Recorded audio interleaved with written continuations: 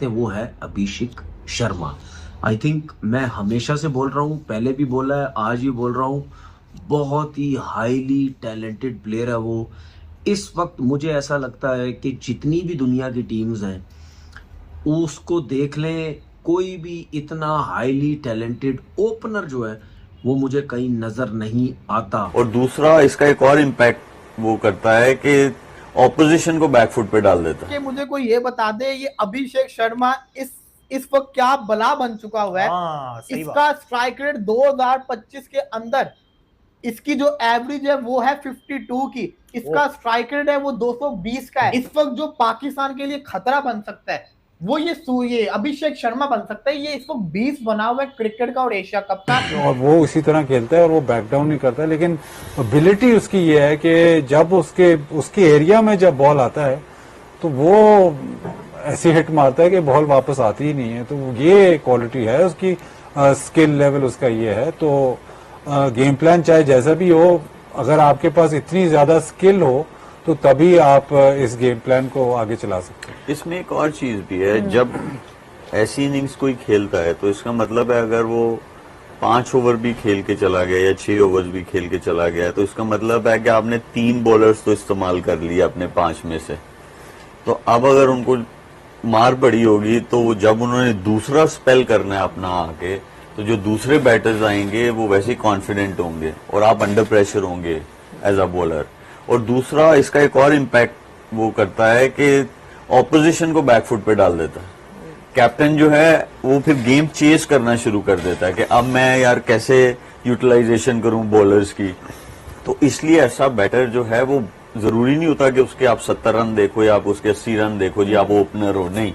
अगर वो इम्पैक्ट ऐसा डाल के चला गया स्पेशली इन कंडीशंस में, या अगर आप अब्रॉड जाते हैं इंग्लैंड वाली कंडीशंस में खेलते हैं या ऑस्ट्रेलिया में खेलते हैं, तो वो क्या होता है वहां आपने खेलना 190 200 वाला मैच, 180 प्लस वाला मैच आपने खेलना है।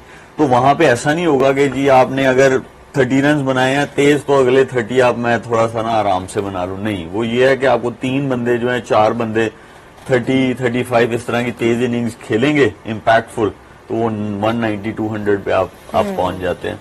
तो ऐसा बैटर अब दी order very dangerous, very impactful, ये सारे वर्ड्स हैं जो उनके लिए यूज हो सकते हैं। मिसबा, आई मीन जिस तरह हमने रोहित शर्मा की बात की थी तो उनके पास भी एक चीज थी कि top of the order he had that ability to hit sixes. इनके पास भी वही है कि अगर कोई 253 के स्ट्राइक रेट पे खेल रहा है तो दैट मीन्स कि obviously he has that ability to hit big. तो ये इतना बड़ा एडवांटेज है इनके पास टू गिव दैट स्टार्ट। और वही वाली बात, कम भी अगर स्कोर करें तो इतनी कम बॉल्स में करते हैं कि यू नेवर फीलिंग कि जी आपके पास you don't have enough balls in the game to finish और पुट अ गुड टोटल। शायद अपने लिए उनका काम हो ये स्कोर क्योंकि वो सेंचुरियां कर चुके हैं, लेकिन टीम के लिए अगर आप 15 बॉलों पे 38 रन कर जाते हैं तो वो ऐसा स्टार्ट है कि उसको आप 10 ओवरों तक टीम जो है ना वो रिलैक्स होती है कि ठीक है, दूसरी तरफ से इतना प्रेशर नहीं होता आप पे। आई थिंक सबसे जो अच्छी चीज़ ये है कि वो हर टाइप की बॉलिंग को पढ़ते हैं।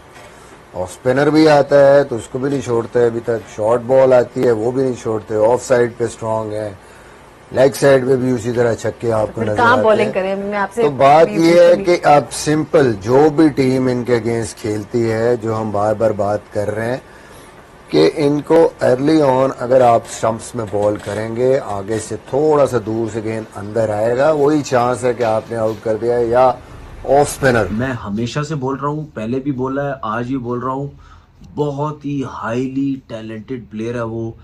इस वक्त मुझे ऐसा लगता है कि जितनी भी दुनिया की टीम्स हैं उसको देख लें, कोई भी इतना हाईली टैलेंटेड ओपनर जो है वो मुझे कहीं नजर नहीं आता। सबसे पहले तो उसको मुबारकबाद। तो आई थिंक मैं ये समझता हूँ कि ये जो प्लेयर है ना, इसको आपने सेलेक्टर्स इसको लेके जाएंगे आगे, और मैं ये समझता हूँ कि इस लड़के को ओडीआई में भी होना चाहिए। ओडीआई में इस लड़के को ट्राई करें, और उसके बाद अगर ये लड़का ओडीआई में भी बहुत ज़बरदस्त किस्म की परफॉर्मेंस देता है तो फिर इसको टेस्ट क्रिकेट में लेके जाएं, क्योंकि आगे की जो क्रिकेट है ना भाई, वो इसी किस्म की क्रिकेट रह गई है। इसी तरह ही तगड़ा तेज पहली बॉल से अगर ये लड़का 50 ओवर की क्रिकेट भी खेलता है ना और उसमें भी अपने शॉट्स खेले जिस तरीके से खेलता है। मैं ये नहीं कह रहा कि हर बॉल पे शॉट्स खेले जैसा T20 में खेलता है, लेकिन अगर ये जाता है अपनी शॉट्स के ऊपर, यार उसके पास शॉट्स तो देखो, मतलब कटे मारता है सर्किल के ऊपर से। ये जब कट शॉट पे मारता है ना छक्का, तो मुझे जयसूर्या का ही याद आ जाता था कि यार जयसूर्या ने भी यही मारना शुरू किया था, ऑफ स्टंप पे जरा सा बाहर सर्किल के ऊपर से मारता था छक्का। तो ये भी उसी तरह खेलता, मुंह पे बॉल दो सीधा मारता है, पीछे अच्छा, हर जगह पे अच्छा। बैक लिफ्ट चेक करो यार, बल्ला जब वो मतलब छक्का मारता, बल्ला देखो पीछे पूरी कमर तक जाता है उसका, तो उसकी बैक लेग लिफ्ट देखो कितनी जबरदस्त है। मेरा अजहर ये से अब्दुल रज़ाक से या क्रिकेट बोर्ड से ये सवाल है कि क्या ये छक्के मारने वाला प्लेयर है, क्या ये स्लॉगर है? somebody is so strong in all areas, her angle को कवर कर रहे हैं, तो फिर कहाँ पे बॉलिंग कराए? चले फास्ट बॉलिंग की बात कर लेते हैं।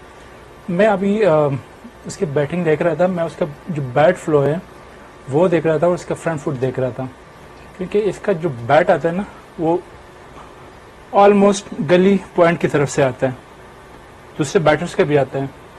जो बैट को पकड़ता है लॉन्ग हैंडल है ये, तो ये क्या करता है, ये आप लोग अपने आप को जो ना 1 फीट का वो गैप देता है।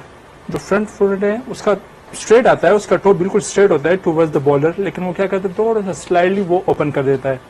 तो इसको जहां पे भी वो 1 फुट का जो वो गैप ढूंढता है ना, वहां पे इसको बॉल मिल जाए तो ये आपको कहीं पे भी हिट कर सकता है, सामने भी हिट कर सकता है, एक्स्ट्रा कवर पे भी। जिस तरह मिसबा भाई ने बात की कि इसको क्रैम करना है, जितना इसके करीब इसका जो फ्रंट फुट है इसके करीब बॉल करोगे तो ये आपको हिट नहीं कर सकता।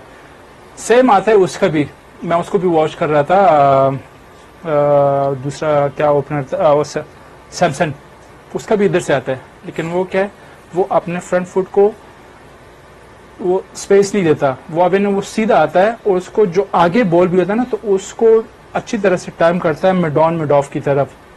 तो ये मुझे लग रहा है कि अगर आप इसको क्रैम करके इसको अंदर बॉल जो आएगा आगे से पीछे ही, तो उसका जो बैट हैंडल पोजीशन है लॉन्ग हैंडल वो खेलता है, तो वो आपको कहीं भी हिट कर सके। सेकेंडली इसके लिए अच्छा एक तगड़ा बाउंसर इसके जो राइट शोल्डर है यहाँ पे आप करो तो ये आउट हो सके, क्योंकि लॉन्ग हैंडल वाले कभी भी बाउंसर अच्छा नहीं खेल सकते। बल्कि अब तो मैं चाहूंगा कि मुझे कोई ये बता दे, ये अभिषेक शर्मा इस वक्त क्या बला बन चुका हुआ है। इसका स्ट्राइक रेट 2025 के अंदर इसकी जो एवरेज है वो है 52 की, इसका स्ट्राइक रेट है वो 220 का है, इसका वैसे स्ट्राइक रेट 196 प्लस का है। ये बंदा चीज क्या है, पहले मैं इसको मजाक समझता था, लेकिन इसने ना दिमाग खोल के रख दिया है, दिमाग फाड़ के रख दिया ये अभिषेक शर्मा ने। 52 की एवरेज T20 में ये ट्रेविस बिल्कुल ये बहुत खतरनाक प्लेयर है। मैं यही बात, आपके प्रीमियम फास्ट बॉलर शाहीन को बर्बाद करके रख दिया उसने।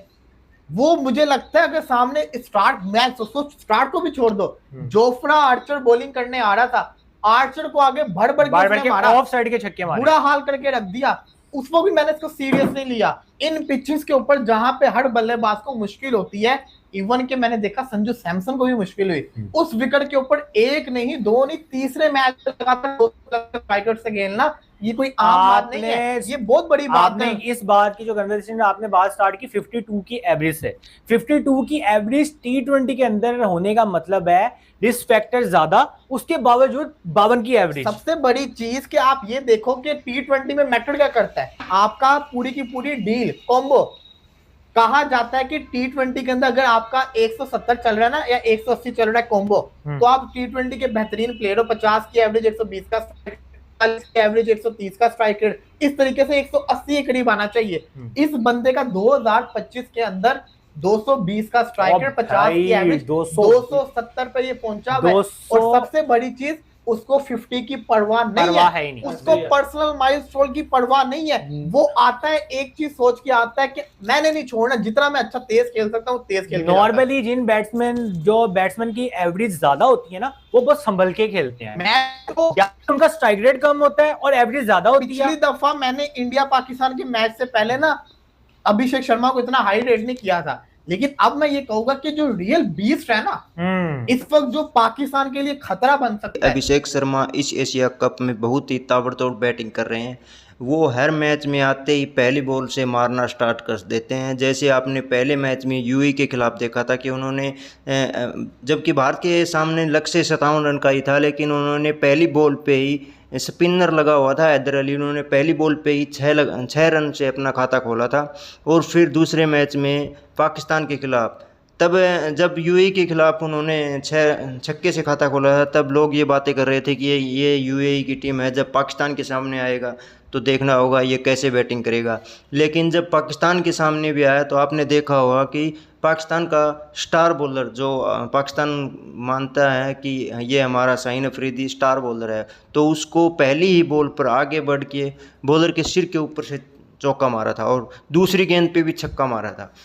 तो अभिषेक शर्मा इस समय सिरदर्द बना हुआ है पाकिस्तान के लिए, क्योंकि अभी संडे को फिर से दूसरा मैच होने वाला है। तो तीसरे मैच में भी अभिषेक शर्मा ने ताबड़तोड़ बैटिंग की थी, लगभग 38-40 रन बनाए थे। तो हर मैच में ये 30-35-40 रन बनाता है, लेकिन वो अच्छे स्ट्राइक रेट से रन बनाता है। 200, 220, 230 की स्ट्राइक रेट से बैटिंग कर रहा है एशिया कप में, और 52 की एवरेज है अभिषेक शर्मा की 2025 में।